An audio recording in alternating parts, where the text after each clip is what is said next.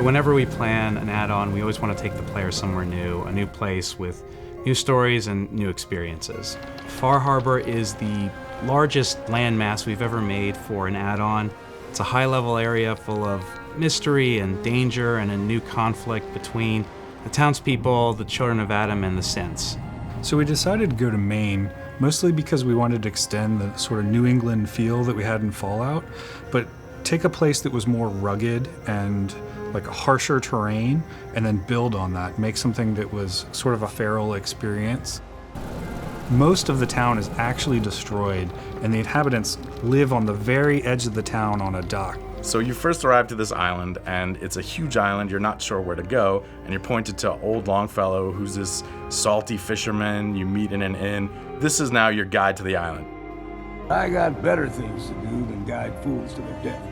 When we looked at making the people who live in Far Harbor, we thought about how would people survive in this horrible irradiated mist. And we knew before all this would have happened, they would have been fishermen. They survived up here on their own and could take care of themselves. So that's sort of reflected in their clothing and then the armor that they wear. They have large meat hooks for melee weapons, and we added a harpoon gun that's really powerful and does a lot of damage. We added a new lever-action hunting rifle. It's very powerful and has a really cool rate of fire. We added a whole new combat armor at the very top level called the Marine Combat Armor. It's the best armor you can get, short of wearing the power armor.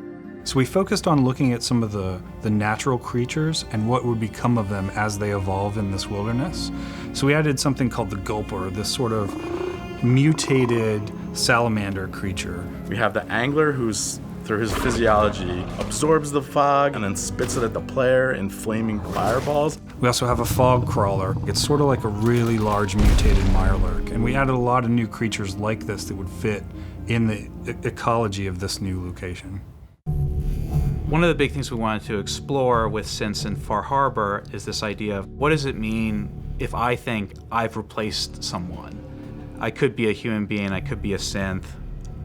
All of these feelings could be genuine, or they could all be a lie that someone else has put into my head, and I'm just carrying out some unknown purpose. We really like the experience of the glowing sea in the base game.